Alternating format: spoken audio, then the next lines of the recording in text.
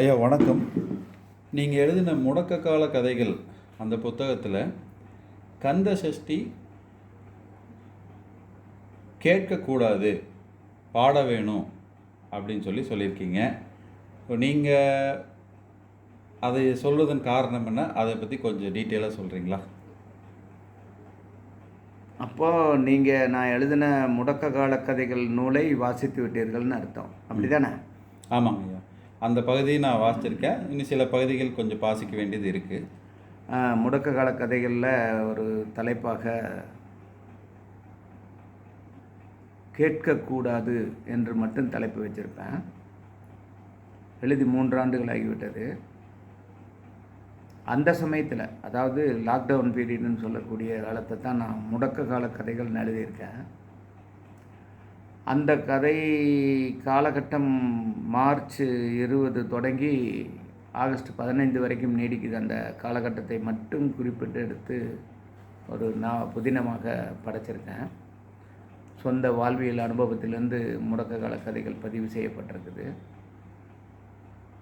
அந்த நூலில் அக்காலகட்டங்களில் தினசரி நடந்த நிகழ்வுகளையெல்லாம் ஒரு கைவிடப்பட்ட சூழலில் எப்படி கைகொண்டோம் அல்லது எப்படி அந்த நாட்களை கடந்தோம் என்பதாக ஒரு வரலாற்று ஆவணமாகவும் ஒரு ஆகச்சிறந்த வாசிப்பு சுவராசியமிக்க புதினமாகவும் அந்த நூல் அமைஞ்சிருக்கு. கோவைக்கு இன்னும் வந்து சேரலை. நிச்சயமாக இந்த ஆண்டு வந்துடும். சென்னையில் வெளிவிட்டாங்க போன வருஷமே. இன்னும் இங்கே வந்து சேரல, வரும். நல்ல வேலை. கேட்கக்கூடாது அப்படிங்கிற தலைப்பை நீங்கள் ஞாபகம் வச்சு கேட்குறீங்க. ரொம்ப முக்கியமான கேள்வியாக நான் அதை பார்க்குறேன். ஏன்னா அதனால தான் அந்த புத்தகத்தில் அதை எழுதியிருந்தேன். முடக்க காலத்தில், அதாவது லாக்டவுன் காலத்தில் வந்து எத்தனையோ சம்பவங்கள். அதில் திடீர்னு எப்படியோ ஒரு விவாதம், உரையாடல் கிளம்புச்சு. எங்கேயோ யாரோ கந்தர் சஷ்டி கவசத்தை பாதுகாப்பு கவசமாக பாட்டு பாடியிருக்கலாம். அதை எதிர்த்து ஸ்ரீ ராமச்சந்திரமூர்த்தியை கடவுளாக வணங்குபவர்கள், ஸ்ரீ ஜெய் ஆஞ்சநேயரை கடவுளாக வணங்குபவர்களும், தமிழகத்தில் எந்த கடவுளையும் வணங்கக்கூடாது, நாங்கள் வணங்க மாட்டோம், எந்த நம்பிக்கைக்கும் ஆட்பட மாட்டோம் என்று சொல்லக்கூடிய பெரியாரிஸ்டுகளுமாக சேர்ந்து கந்தர் சஷ்டி கவசம் என்ற அந்த பாடலை குறித்து, அந்த நூலை குறித்து இழிவு செய்யும் வகையில் ஒரு வகையான வீடியோவை பதிவிட்டார்கள். அது ஒரு பெரிய சலசலப்பை உண்டாக்கியது. அப்பன் முருகனை தெய்வமாக ஏற்றுக்கொண்டிருப்பவர்கள், வணங்குபவர்கள், வழிபடுபவர்கள், முருகனை இதயத்தின் மையமாக வைத்துக்கொண்டு அப்பனை வணங்குதல் அல்லது அவரது வழிகாட்டுதலை கேட்குதல் என்பதன் மூலமாக கந்தர் சஷ்டி கவசம் பாடுவதன் மூலம் ஒரு தன்னிறைவு பெற்று கொண்டிருந்த சமயம் அது. ஏன்னா நோய் பெருகி உலகை அச்சுறுத்தி கொண்டிருந்தது. நவீன மருத்துவம் அதற்கு பாதுகாப்பதாக அரசும் மருத்துவர்களும் சொல்லி கொண்டிருந்தார்கள். அறிவுஜீவிகள் அதை அங்கீகரித்து கொண்டிருந்தார்கள். ஆனாலும் மரண அச்சம் உலகெங்கும் பரவி கிடந்தது. அந்த மரண அச்சத்திலிருந்து விடுபடுவதற்கு ஒவ்வொரு மண்ணும் தங்களுக்கான உளவியல் கருத்துக்களை வைத்திருந்தார்கள். கோயில்களுக்குள்ள அனுமதி இல்லை என்றாலும் கடவுள்களை வணங்குவதை யாரும் மறுத்துவிட முடியாது. அதனால் மக்கள் அதை நடத்தினாங்க. அப்படியாக எங்கேயோ இந்த கந்தர் சஷ்டி கவசம் குறித்த ஒரு உரையாடல், பாடலை யாரோ பாட நாத்திக ஆடியோ பதிவாளர் ஒருத்தர், வீடியோ பதிவாளர் ஒருத்தர் வலையொலியிலே பக்தி மார்க்கத்தில் எழுதப்பட்டிருந்த அந்த பாடலை வரட்டு நாத்திக கண்ணோட்டத்தோடு உடல் குறித்த அறிவோ உளவியல் குறித்த அறிவோ ஏதுமில்லாமல் தமிழ் மொழி அந்த ஒளி வழியாக சுமந்து வருகிற அந்த ஆழமான கருத்தை, விழிப்புணர்வை உணராமல் ஏதோ யானையை தொட்டு தடவி பார்த்து சொன்ன குருடர்கள்னு சொல்லி ஒரு கதை இருக்குது. கொஞ்சம் குருடர்கள் யானையை தொட்டு பார்த்து சொன்னாங்களாம். ஒருத்தர் சொன்னான்னா யானை தூண் மாதிரி இருக்குன்னு. இன்னொருத்தன் சொன்னான்னா யானை வந்து குழாய் மாதிரி இருக்குது, வளையுது நெளியுதுன்னா. இன்னொருத்தன் சொன்னால் விசிறி மாதிரி இருக்குதுன்னா. ஒருத்தன் சொன்னால் மூணுமே தப்பு, பெரிய சுவர் மாதிரி இருக்குது அப்படின்னு சொன்னான். இது குருடர்கள் யானையை பற்றி சொன்ன ஒரு கதை. அந்த கதையை போலத்தான் அவன் கந்தர் சஷ்டி கவசம் குறித்து பேசியிருந்தான். அவன் வேறு என்னவோ அது தேவையற்றது. அந்த வலையொலி காட்சி அப்போ ரொம்ப பரபரப்பாக பரவியது. அதை எதிர்த்து அப்பன் முருகனை வணங்குகிற சைவ சித்தாந்தவாதிகள், பெரிய மனிதர்கள், கலைஞர்கள், பக்தர்கள், எதிர்ப்பு போராளிகளாக ஏராளமாக முழக்கமிட்டார்கள். நான் இந்த ரெண்டையுமே கவனிச்சுட்டு தான் இருந்தேன். எனக்கு வந்த கோபம் என்னென்னா, கந்தர் சஷ்டி கவசத்தை பாடுவதை இப்பொழுது ஒருத்தன் உடைக்கிறான் என்றால் அவன் புதிய ஏதாவது ஒரு நம்பிக்கையை மக்களுக்கு தரணும். ஆனால் அவன் அந்த நம்பிக்கை எதையும் செய்யாமல் இறைமையை, இறைவனை, தமிழ் மொழியில் எழுதப்பட்ட ஒரு சுய விழிப்புணர்வு பாடலை, அந்த புலமையை, பக்தியை, இன்னும் இருக்கக்கூடிய எல்லாவற்றையும் இழிவு செய்வது தான் அவனுடைய நோக்கமாக இருந்தது. அவனுக்கு ஒரு அற்ப வலைவலி கொஞ்ச நாள் ஓடி இருக்கும், அது இன்றைக்கி மறந்துருப்பாங்க எல்லோரும். ஆனால் அந்த மாதிரியான ஒரு வலைவலி கூட எனக்கு கொஞ்சம் கோபத்தை ஊட்டியது. ஏன்னா அதை நான் எப்படி பார்த்தேன்னா, தமிழ் சூழலை, தமிழ் கலாச்சாரத்தை, தமிழ் பண்பாட்டை, தமிழ் மொழியினுடைய பிராதன உளவியல், பிராதன விஞ்ஞான கூறுகளை அழித்தொழிக்க வந்திருக்கக்கூடிய அன்றைக்கு அமெரிக்க IMF சதியாக தான் நான் வந்து முடக்க கால கதைகளை பார்க்குறேன். அதனால் வந்து நான் என்ன நினச்சேன், அமெரிக்க சதி எத்தனை வடிவத்தில் உள்ள வருது. ஐரோப்பிய மயமாக்குவதற்கு, இந்த பூமி முழுவதையும் ஐரோப்பிய மயமாக்குவதற்கு எத்தனை யுக்திகளை கையாளுறாங்க. அதுக்கு இங்கே இருந்துட்டு தன் சொந்த நிலத்தில் தன் சொந்த தேசிய இனத்தை, தன் தாய்மொழியை இழிவு செய்கிற கைக்கோடாரிகளாக எத்தனை பேர் எத்தனை வர்ணங்களில் எத்தனை வடிவங்களில் செயல்படுறாங்கங்கிற மாதிரி தான் நான் பார்த்தேன்.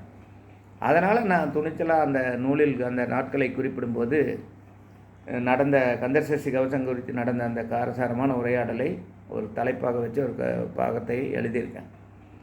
அதில் அந்த குருடன் சொல்கிறான், கண்ணுக்கு தனியாக பாதுகாப்பா, காதுக்கு தனியாக பாதுகாப்பா, மூக்குக்கு தனியாக பாதுகாப்பா, குதத்துக்கு தனியாக பாதுகாப்பா, குறிக்கு தனியாக பாதுகாப்பா, பொம்பளையோட உடம்புக்கு தனியாக பாதுகாப்பான்னெல்லாம் அவன் ஏதோ ஒரு பெரிய அறிவாளிங்கிற நினப்பில் இப்போ எவ்வளவு குருடனாக இருக்கான், எவ்வளவு செவிடனாக இருக்கான், எவ்வளவு உடல் குறித்தோ உள்ளம் குறித்தோ எந்த அறிவும் இல்லாத ஒரு கூமட்டையாக இருக்காங்கிறத அதில் அவன் அப்பட்டமாக வெளிப்படுத்திகிட்டு இருந்தான். உண்மையில் அவன் பாவம். அவன் ஒரு கூமட்டைங்கிறது அதுக்கப்புறம் தான் உலகத்துக்கு தெரிஞ்சிருக்குன்னு நினைக்கிறேன். அப்போது அதை பார்த்துட்டு தான் நான் முடிவெடுத்தேன், இவன் ஆங்கில மருத்துவத்துக்கு போகிறான். ஆங்கில மருத்துவத்தில் இவனுக்கு காது வலி, இவன் போய் குதத்துக்கா மருத்துவம் பார்ப்பான்? இல்லை அங்கே இருக்கிற மொத்த டாக்டர் வந்து காதுக்கு மருத்துவம் பார்க்குறக்காக இவன் முதுகுலேருந்து மொத்தத்துக்குமா வந்து சாயம் போல் ஏதாவது மருந்தை பூசி விடுறாரா என்ன? கண்ணுக்கு தனியாக மருத்துவம், காதுக்கு தனியாக மருத்துவம், தொண்டைக்கு தனியாக மருத்துவம், இருதயத்துக்கு தனியாக, கால்களில் பாதங்களுக்கு தனியாக, விரல்களுக்கு தனியாக, எலும்புகளுக்கு தனியாக தான் மருத்துவம். உடல் வந்து ஒரு தொகுப்பானது தான். ஆனால் அது பல்வேறு பெயர்களால் நாம் அந்த பாகங்களை பிரித்து வச்சுருக்கோம். இது நம் மனப்பதிவில் இருக்குது. உடம்புக்கு அடிபட்டால் நாம் என்ன சொல்கிறோம், கையில் அடிபட்டுருச்சு அல்லது காலில் அடிபட்டுருச்சு, எங்கே அடிபட்டிருக்கோ அதை சொல்கிறோம், அந்த பேரோடு சொல்கிறோம். அந்த பெயரோடு சொல்லுகிற போது அதுக்கு அந்த பாகத்துக்கு அந்த குறிப்பிட்ட துறை சார்ந்த நிபுணர் மருத்துவர் வந்து மருத்துவம் பார்க்குறார். மருத்துவம் பார்க்கும்போது தனித்தனியாக பார்ப்பானா, இறைவங்கிட்ட பாதுகாப்பு கேட்கும்போது மட்டும் மொத்த உடம்புக்கும் கேட்பானா? ஏன் ஆங்கில மருத்துவர்கிட்டையும் போய் கேட்க வேண்டியது? ஆனால் எனக்கு வந்துங்க குதத்தில் வந்து ஃபைல்ஸ் வந்துருச்சு, நான் முக்கி பேழ்கிறேன், எனக்கு வந்து வாய் வழியாக மருத்துவம் கொடுங்க, என் வாய்க்கு மருந்து போட்டு கட்டுங்கன்னு சொல்லுவானா? இவன் ஃபைல்ஸ் பகுதியில் தான் ஆப்ரேஷன் பண்ணுவாங்க. அப்போது விஞ்ஞானம் பேசுவதாக, பேரறிவு பேசுவதாக, தான் பெரிய நாத்திக கருத்துக்களை பேசுவதாக நினச்சி நாத்திக தன்மையினுடைய உள்ளாற்றலை கூட இழிவு செய்கிற ஒரு கூமட்டை, தன் தாய்மொழியில் இருக்கக்கூடிய தன் மூதாதையர் பாடிய ஒரு இறைமையை வணங்கி பாடுகிற பிரபஞ்ச ஆற்றலை பெருக்குகிற ஒரு பாடலை இழிவுபடுத்தியிருந்தான். அதில் காக்க காக்க, கனகவேல் காக்க, நோக்க நோக்க, இப்படி அந்த வரி வந்து மிகப்பெரிய நீண்ட பாடல் அது. அந்த பாடலை என் தாயார் பாடி நான் கேட்டிருக்கிறேன். அந்த பாடலை முழுச பாடுவதற்காக நான் புத்தகம் வாசித்து அந்த பாடலை பாடி பார்த்திருக்கிறேன். எனக்கு என்னென்னா, கடவுள் இருக்கார் இல்லையாங்கிற ஒரு கேள்வி மெய்ப்பிக்கப்படாத ஒன்றாகவே போயிட்டுருக்குது. அது போயிட்டே இருக்கட்டும். ஆனால் இந்த பாட்டு எப்படி ஒரு 300-400 வருஷமாக இருக்குது? இந்த பாட்டை பாடுறவங்க என்ன நம்பிக்கையில் பாடுறாங்க அப்படிங்கிற ஒரு ஆய்வு தான். ஒரு மொழி வழி கட்டப்பட்டிருக்கிற ஒரு ஒலி அதிர்வு எப்படி திரும்ப திரும்ப ஒலிக்குது. ரா ரா ரா ரா ரீ ரீ ரீ ரீ டங்கு டங்கு டங்கு டங்கு டிங்கு டிங்கு டிங்கு. இந்த வார்த்தைகள் எல்லாம் என்ன செய்யுது? இதுக்குரிய என்ன அர்த்தம்? அப்போ அர்த்தமற்ற சத்தமா? இது ஒரு போர்க்குறளை போல தெரியுது. அப்போது மொழி கொண்டு இதயத்தை கட்டுவதைப் போல மொழி கொண்டு கெட்ட வார்த்தைகளை கொண்டு இதயத்தை ஊடுருவி விடலாம் என சண்டையின் போது நல்லவர்களும் கெட்டவர்களுமாக சேர்ந்தெடுக்கிற முடிவைப் போல மொழியின் ஒளி கொண்டு கட்டப்பட்ட மிகச்சிறந்த உளவியல் பாடலாக கந்தர் சஷ்டி கவசத்தை நான் பார்க்குறேன். அது அப்பன் முருகன் மையப்பொருளாக இருக்கார். அது ஆதி நம்பிக்கை. பொதிகை மலையிலிருந்து ஆட்சி புரிந்ததாக சொல்லப்படுகிற ஒரு குறுநில மன்னன்.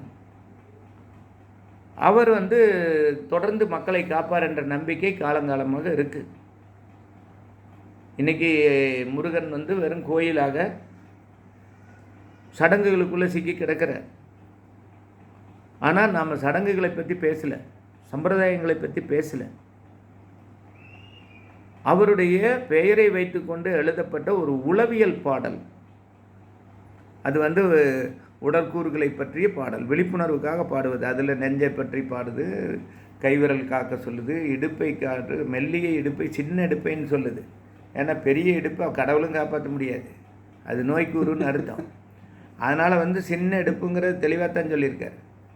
குறி ரொம்ப முக்கியம். அது வந்து கழிவு வெளியேறுகிற இடமாகவும் உயிர்ப்பு உருவாகிற இடமாகவும் ஒரே இடத்துல இருக்குது. அப்போ அதை சுத்தமாகவும் பத்திரமாகவும் பாதுகாக்க வேண்டிய விழிப்புணர்வு ஆதியில் மனிதன் வந்து அதனால தான் அவன் ஜட்டி போட தொடங்கினான். அப்போ முதல்ல போட்டது ஜட்டி, முதல்ல போட்டது பட்டுச்சேலை அல்ல, ஜீன்ஸ் பேண்ட் அல்ல. அப்போது இந்த மாதிரி உடல் குறித்த ஒரு ஆதி தொன்ம விழிப்பு உணர்விலிருந்து தொடர்ச்சியாக அந்த கந்தர் சஷ்டி பாடல் இருக்குது. அந்த பாடலை இழிவு செய்ததை எதிர்த்து அது கேட்கக்கூடாது என்று நான் எழுதினேன். ஏன்னா டிவியில் கேட்குற போது உனக்கு அந்த முழு உள்ளுணர்வும், உடலில் ஏற்பட வேண்டிய அதிர்வுகளும் மாற்றங்களும், நரம்பு மண்டலத்தில் ஏற்பட வேண்டிய மாற்றங்களும், மூளையில் ஏற்பட வேண்டிய மாற்றங்களும் ஏற்படாது. எத்தனையோ சப்தம் கேட்டுட்டு தான் இருக்கும், அதுக்கெல்லாம் நம்மளை கொஞ்சம் பாதிக்கத்தான் செய்யுது. ஆனால் நாள்பட்ட சூழலில் ஒரு தொடர்ந்து கேட்கக்கூடிய பக்கத்தில் ஓடுகிற ஆலையின் சப்தமோ, சாலையில் ஓடிக்கொண்டிருக்கிற வாகனங்களின் சப்தமோ நம் மூளை விட்டு மெல்ல அகன்றும். நாம் பேசிகிட்டு இருக்கிறவங்களோட பேச்சு நமக்கு தெளிவாக கேட்க தொடங்கும். அது மாதிரி கேட்கும்போது நம்மளை விட்டு அந்த சப்தம் விலகிடும். ஆனால் பாடும்போது உன்னுடைய நாவை நீ சுழட்டுகிற போது அந்த நாவை எப்படி சுழட்ட வேண்டும் என்று நுட்பமாக உன்னுடைய மூளை உனக்கு உத்தரவிடும்போது, மூளை உத்தரவிடுகிற இடப்பகுதிகள் அது ஈரான்லேயோ அல்லது வந்து வேறு பாலஸ்தீனத்துலேயோ இல்லை, அது நம்ம உடம்புக்குள்ளே தான் நம்ம உத்தரவிடுறோம்.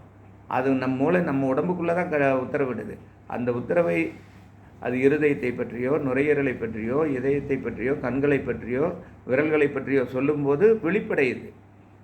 நாம் வந்து டச் அப்படின்னு இப்போ ஒரு மருத்துவத்தை எல்லாரும் பார்க்குறாங்க. தொடு வர்மம் என்று சொல்லப்படுகிறது. நோக்கு வர்மம் உள்ள நிலப்பரப்பு இது. நோக்கு வர்மம் என்ற ஒரு கலை இருக்குது, போர்க்கலை இருக்குது, மருத்துவ கலை இருக்குது இந்த மண்ணில். அப்போ அது மாதிரி கலைகளெல்லாம் வச்சிருக்கிற போது ஐரோப்பிய ஆங்கில மருத்துவத்தில் கூட ஹீலிங் பண்ணுறது நல்லது, உங்களுக்கு பிடித்தமான யாராவது ஒருத்தர் வந்து உங்கள் கூட பேசி உங்களுக்கு நம்பிக்கை ஊட்ட முடியும்னு மருத்துவர்கள் கூட ஆலோசனை சொல்கிறாங்க. உளவியல் நிபுணர்கள் நிறைய சொல்கிறாங்க. அப்படியான உலகத்தில் கந்தர் சஷ்டி கவசத்தை இழிவுபடுத்தின அவனை எதிர்க்கிறதுக்கு என்கிட்ட எந்த ஆயுதமும் இல்லை, என் பேனா தவிர. அதை வரலாற்றில் நிரந்தரமாக எதிர்க்கணுங்கிறதுக்காக முடக்க கால கதைகளில் அந்த நாளை பற்றிய பதிவின் போது நான் மிக முக்கிய உரையாடலாக, விவாதமாக, எதிர்ப்பு போராக முடக்க கால கதைகள் நூலில் அந்த பகுதியை பதிவு செஞ்சுருக்கேன். அந்த நூல் நான் எதிர்பார்த்த அளவுக்கு தமிழகம் முழுவதும் இன்னும் சென்றடையில், சென்னையில் மட்டும்தான் அது வெளிவந்திருக்குது. நிச்சயமாக அனைத்து மாவட்டங்களுக்கும் வரும்போது தமிழ் சமூகம் அந்த நூலை கொண்டாடும் என்ற நம்பிக்கை இருக்குது. நீங்கள் அந்த நூலை வாசித்திருப்பது எனக்கு மகிழ்ச்சியை தருது. அதிலும் நினைவோடு வந்து கேட்கக்கூடாது பாட வேண்டும் என்ற தலைப்பிட்டு எழுதியிருக்கீங்களே, அப்படி என்ன அவ்வளோ முக்கியத்துவம் நேரடியாக விசாரித்ததில் எனக்கு சந்தோஷம். இந்த காணொளியாகவும் நீங்கள் பதிவு செய்து கொண்டிருக்கிறீர்கள். இதை என் மக்கள் பார்ப்பார்கள். நிச்சயமாக இது குறித்து உரையாடலை கேட்பார்கள். தொடர்ந்து உரையாட நான் உங்களோடு தயாராக இருக்கிறேன். தாஸ் அகாடமி அமைப்பாளரான தாஸ் ஐயா அவர்களுக்கு நன்றி கூறி முடித்துக் கொள்கிறேன். நன்றி, வணக்கம். நன்றிங்க ஐயா.